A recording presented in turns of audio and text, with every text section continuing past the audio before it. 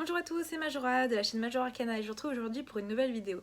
Aujourd'hui je vous retrouve avec une vidéo update lecture, c'est la première que je fais sur ma chaîne et j'ai eu envie de vous en faire une parce que je regarde beaucoup de vidéos booktube en ce moment et j'ai beaucoup plus lu que d'habitude au mois d'octobre, donc je me suis dit que j'allais partager ça avec vous. Il faut savoir que normalement j'ai un rythme de lecture qui est un peu bof.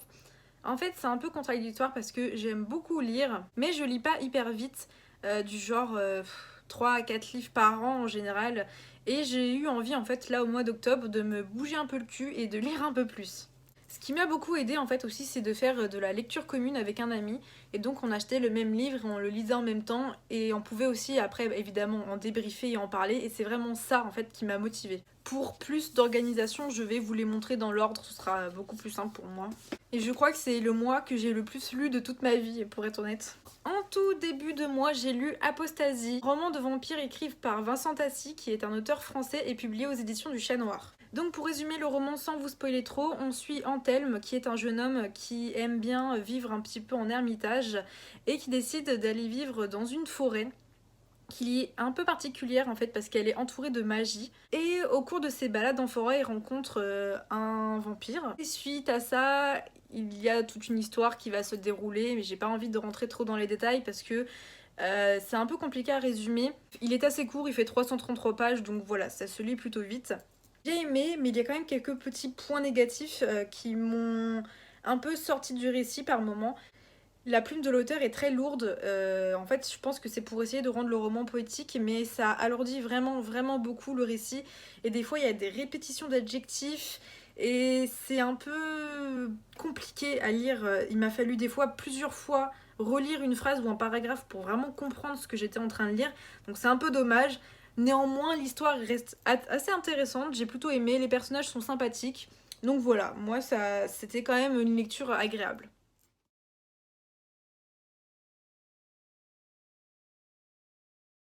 Ensuite, j'ai lu Ces jours qui disparaissent de Timothée Le Boucher aux éditions Glénat. Donc c'est un roman graphique et franchement, j'ai adoré.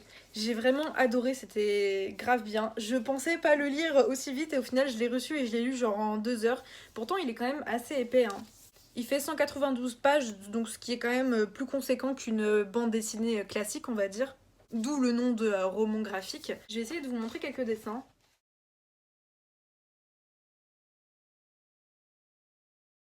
Dans ce roman graphique, on suit l'histoire de Lubin, donc qui est le personnage ici. Assez rapidement dans le récit, Lubin va se rendre compte qu'il ne se souvient plus de ce qu'il a fait la veille, ni, encore une fois, du lendemain, etc. Et en fait, il va se rendre compte qu'un jour sur deux, il y a quelqu'un d'autre qui prend sa place dans son corps. Et ça va devenir une relation un peu conflictuelle parce qu'il n'est pas tout à fait d'accord avec ce que fait son autre lui-même quand lui n'est pas quand c'est pas lui qui régit son corps.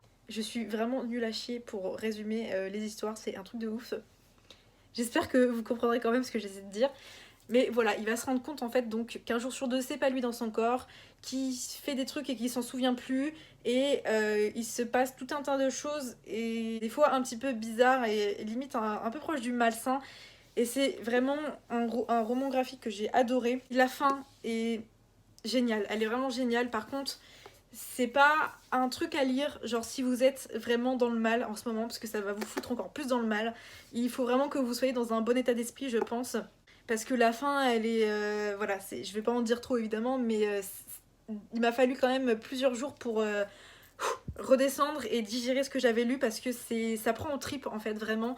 Mais c'est une super belle histoire et je pense que je le relirai peut-être d'ici quelques mois ou un an quand l'histoire se sera un petit peu effacée de ma mémoire. Mon copain l'a lu et a adoré aussi. Il l'a offert à son frère pour son anniversaire. Donc ouais, franchement, foncez. C'est pas donné. Par contre, au niveau du prix, je crois que c'est dans les plus de 20 €, quelque chose comme ça. Mais vraiment, elle vaut le coup. Et je pense que je lirai les autres œuvres de Timothée le Boucher parce que celle-ci m'a vraiment transcendée.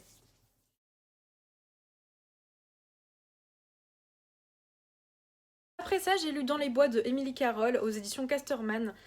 Donc ça, on est sur un recueil de plusieurs histoires d'horreur. Donc c'est encore une fois un roman graphique, comme vous pouvez le voir. La couverture est absolument magnifique. Je vais vous montrer certains des dessins en essayant de pas trop spoiler parce que c'est tout le principe en fait de l'horreur, etc. Donc ce serait con. On est sur plusieurs petites histoires d'horreur qui ne sont pas liées entre elles, hein. Ça fait vraiment des histoires complètement détachées. Ils revisitent un petit peu les contes qu'on connaît, du style Le Petit Chaperon Rouge par exemple. Bon, c'est pas des histoires non plus qui vont vous empêcher de dormir. Quoique si j'avais lu ça à peut-être 13-14 ans, ouais, là je pense que j'en aurais peut-être presque fait des cauchemars, mais là à mon âge, non. Mais par contre, ça reste un peu effrayant, et en fait ce qui est super intéressant, c'est que la police de texte est utilisée pour faire des genres d'effets de jumpscare en fait d'un coup. C'est-à-dire qu'on va lire et on va tourner une page et d'un coup on va avoir quelque chose de très gros avec de sanguinolent, avec une police d'écriture énorme pour vraiment faire cet effet d'apparition et essayer de faire frissonner le lecteur. Donc moi j'avais envie d'essayer de me faire peur avec ça, ça n'a pas vraiment marché. Mais j'ai quand même beaucoup apprécié et les dessins sont vraiment super beaux. J'aime beaucoup la couverture, là il y a du vernis sélectif et c'est vraiment magnifique. Donc si vous avez envie de lire quelque chose d'un peu effrayant pour Halloween, franchement c'était vraiment plutôt pas mal.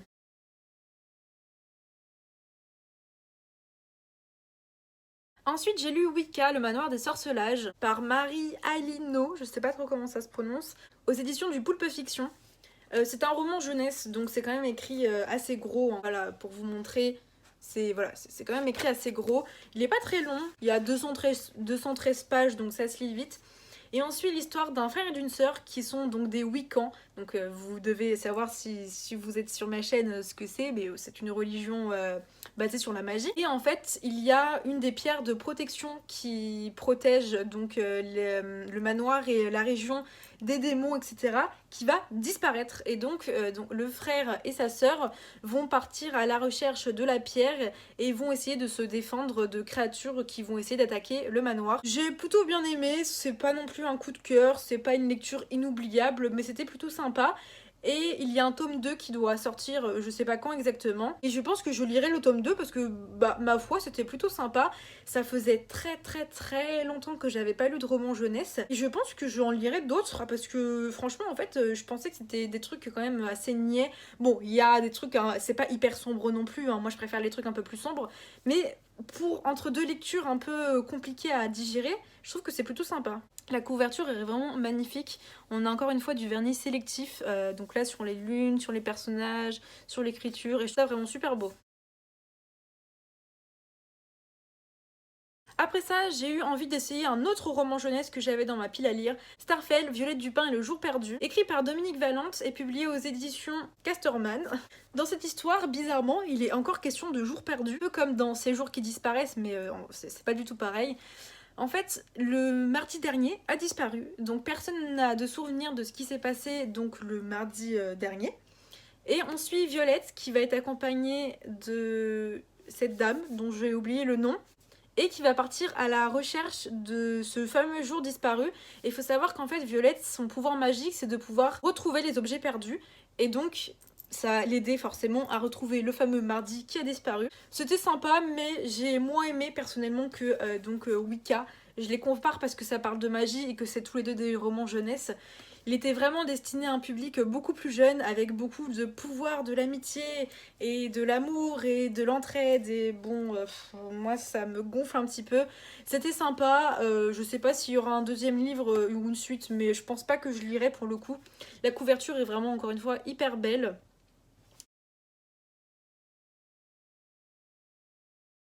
Après ça, j'ai lu Stephen King, Les yeux du dragon, publié aux éditions Flammarion, et j'adore cette couverture. Non mais, oh, elle est magnifique avec cet effet de d'écaille en relief là. Oh, il est vraiment trop beau. C'est mon premier roman de Stephen King et honnêtement, je pensais que j'allais lire un truc d'horreur. J'avais pas compris que c'en était pas un. Bon, c'est pas grave, hein, ça m'a quand même plu. Mais du coup, c'est vrai que je m'attendais plus à quelque chose qui faisait peur. On suit l'histoire du royaume de Delin, et notamment le roi Roland qui a deux fils, Peter et Thomas. Sauf qu'en fait, le roi Roland va être assassiné et c'est Peter qui va être accusé. Thomas qui va monter sur le trône alors que c'était son grand frère qui était destiné à la base à monter sur le trône. Et donc on sait en fait dès le début que ce n'est pas Peter qui a assassiné son père. Et après ça, il va être enfermé et il va dès le début quasiment planifier son évasion. Et on va suivre en fait le plan de cette évasion. Et est-ce que le vrai coupable va réussir à être dénoncé?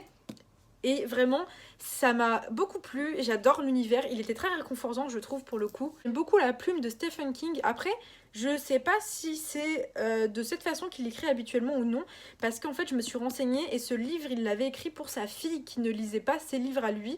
Et donc on n'est pas sur de l'horreur, donc je sais pas si quand il écrit des livres d'horreur c'est exactement pareil. J'ai un peu discuté avec mon père parce que lui, jusqu'à ma naissance, donc en 97, il a lu tous les Stephen King. Et je crois que celui-là, il l'a pas lu, je sais plus. Mais en tout cas, je pense que je vais lire ça d'ici quelques temps. Mais pour un premier Stephen King, j'ai vraiment beaucoup aimé. Et par contre, non mais le livre, enfin franchement, je l'ai clairement acheté pour ça, on va pas se mentir. La couverture, elle m'a tapé dans l'œil, j'étais en mode ah, c'est trop beau.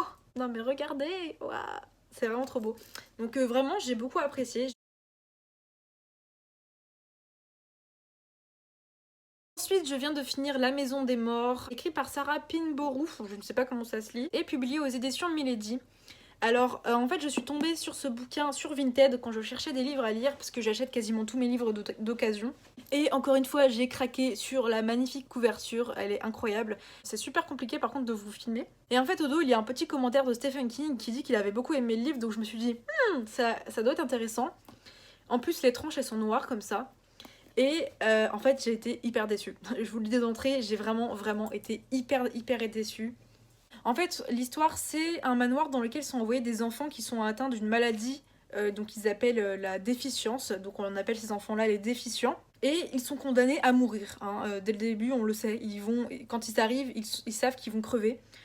Et c'est vachement compliqué de vous résumer l'histoire parce qu'en fait, c'est pas du tout ce à quoi je m'attendais. C'est une histoire d'amour, clairement, purement et simplement. C'est une histoire d'amour et moi je voulais une histoire d'horreur, une histoire sur la mort. Je voulais des informations sur cette fameuse maladie, mais spoiler, il n'y en aura pas. Vous ne saurez rien sur cette maladie. Franchement, vraiment, mais une très grosse déception. Je l'ai lu en entier parce que j'aime pas abandonner un livre et donc j'avais envie de le finir et je me suis dit peut-être qu'à la fin il va se passer quelque chose, je sais pas. Et non, hein, c'est vraiment une histoire d'amour. Et ce qui aurait dû me mettre la puce à l'oreille, c'est qu'au dos en fait il y a écrit à la croisée de nos étoiles contraires et de celle qui a tous les dons. Et nos étoiles contraires, c'est hyper gnangnan, pareil, c'est un truc sur la maladie, sur une histoire d'amour, j'avais pas du tout aimé, j'avais vu le film, pas lu le livre, mais le film, franchement, ça m'avait gonflé. J'aurais dû me mettre la puce à l'oreille, mais le livre était beaucoup trop beau, donc j'ai voulu l'acheter, et le livre reste vraiment magnifique, hein, voilà. Mais l'histoire était... elle était barbante. Vraiment, je suis déçue. Je l'ai fini hier et putain, j'avais hâte de le finir parce que j'en pouvais plus. Je voulais passer à autre chose. Et si vous cherchez une histoire d'horreur, passez votre chemin parce que c'est pas du tout ça. Donc voilà, vraiment grosse déception. Je sais que Nina de la chaîne Nina Quill, que je vous mettrai en barre d'infos, l'a vu à Nose récemment, elle l'a acheté. Quand j'ai vu sa vidéo, j'étais en mode est-ce qu'elle va l'aimer ou pas? Mais moi en tout cas, j'ai vraiment pas du tout aimé.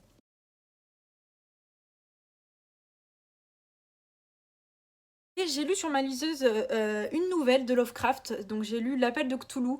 Je vais pas vous faire l'affront de résumer la nouvelle, c'est les basiques en fait par rapport à l'univers de Lovecraft et de Cthulhu.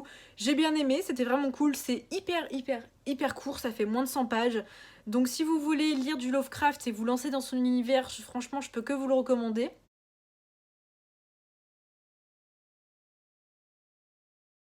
Et pour finir, sûrement une de mes dernières lectures du mois, je suis en train de lire L'Assassin Royal de Robin Hobb. Donc c'est le premier tome de sa très longue saga qui en VO fait autour de 15 ou 16 tomes, mais qui en français passe à plus de 30 tomes. Hein. On adore les éditions qui sont découpées en je ne sais combien, 4 ou 5 livres par normalement tome en VO.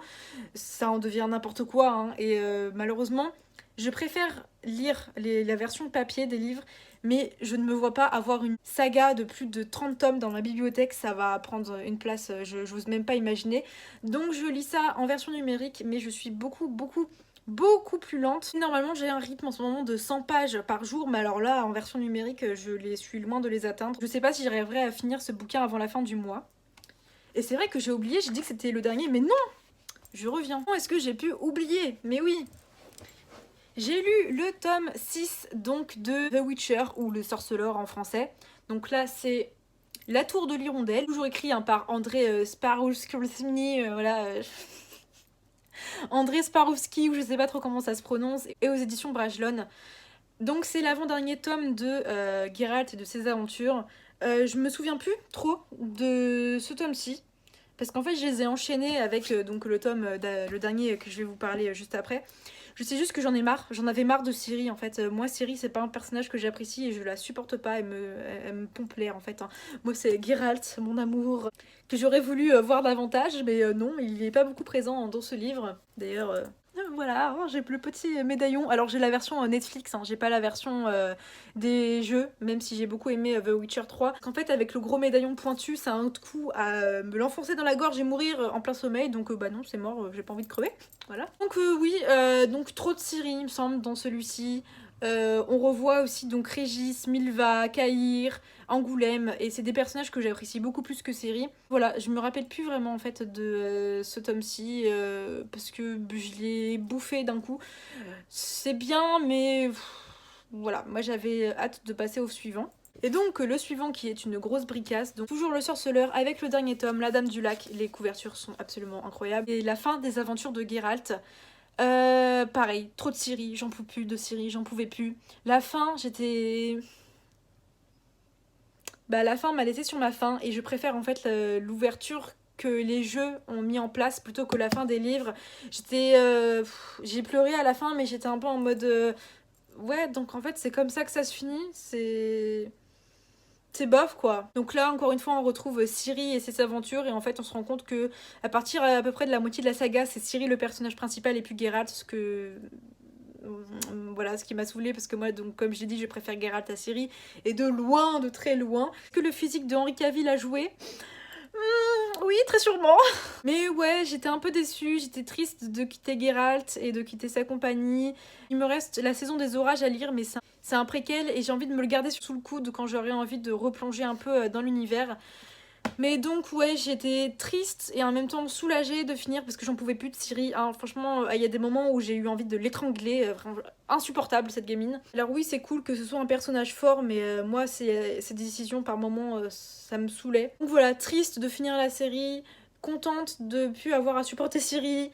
Mais les deux tomes là que j'ai lus, c'est pas mes préférés. Mes préférés, c'est vraiment les deux premiers, je pense. Mais voilà, je suis heureuse de pouvoir enfin passer à autre chose et de pouvoir retrouver Geralt dans les jeux, dans la série, par le biais de roleplay, n'importe où que dans les livres, parce que en fait, bah, y a pas assez de Geralt dans les livres, hein, clairement, c'est Ciri qui prend toute la place. Geralt, il est mis de côté. Et puis, j'aime bien Geralt, mais c'est vrai que des fois... Alors oui, moi je dis Geralt et non pas Geralt ou Gérald ou je ne sais quelle ineptie. C'est Geralt avec un G qui se lit comme G, voilà, moi je préfère le dire Geralt. Et c'est vrai que des fois j'ai envie de lui foutre une petite tape derrière la tête parce qu'il est un peu relou sur ses décisions, il brasse du noir, il est en mode non, mes amis, ne venez pas m'aider, ah mais en fait je ne peux pas faire les choses tout seul, enfin voilà, des fois il me saoule un peu, mais ça n'empêche que je l'aime beaucoup, clairement un gros crush sur Geralt, voilà. Écoutez, voilà, je crois que c'est à peu près tout. Donc j'ai lu beaucoup ce mois-ci. Vraiment, je suis fière de moi parce qu'en fait, quand on regarde tout ce que j'ai jamais lu autant dans ma vie. Voilà, ça fait quand même beaucoup de livres. Et ouais, vraiment, je suis vraiment hyper fière de moi, quoi. Je pensais pas que je réussirais à lire autant de livres et du coup, je suis plutôt contente. Si jamais je continue à lire autant de livres, je pense que je ferai peut-être d'autres date lectures, ce sera à voir. Donc là, je vais essayer de finir le premier tome de Robin Hobb, l'Assassin Royal, d'ailleurs qui est une saga que mes parents ont lu et ont adoré. En parallèle, je lis aussi sur ma liseuse donc La Dimension des Ombres, donc qui est la suite donc des aventures de Pug, etc. C'est une très très très longue saga que je lis depuis des années. J'en arrive au bout presque, hein. Il doit me rester 5 ou 6 tomes à lire, peut-être un peu plus, une dizaine, mais en tout cas il y en a pareil une trentaine, donc ça y est, j'en vois le bout. Mais voilà, le problème c'est que vu que je lis ça sur liseuse, je prends aussi beaucoup plus de temps. Je pense pas que j'arriverai à finir le livre avant la fin de ce mois-ci. Mais autant l'inclure quand même, ça fait un livre en plus. Hein. Je peux pas vous résumer ça parce que en fait c'est impossible à résumer. C'est toujours on suit Pug et puis il doit sauver le monde et voilà. C'est compliqué à résumer parce qu'il y a eu tellement de choses qui se sont passées depuis le premier tome. Et Raymond Fest est vraiment un auteur fondateur pour moi et de la fantasy que j'aime. J'adore les écrits, mais j'ai du mal à les lire à cause du format en fait liseuse et du fait que je lise beaucoup plus lentement. Écoutez, voilà, je pense que c'est tout. J'ai quand même mentionné beaucoup de livres. J'espère que ce format de vidéo différent de ce que je fais d'habitude, donc des tarots et des oracles, vous aura plu. Si ça vous a plu, n'hésitez pas à vous abonner, à laisser un petit commentaire, le petit pouce bleu, blablabla, vous connaissez la musique. Et moi je vous dis à bientôt pour une nouvelle vidéo. Salut tout le monde!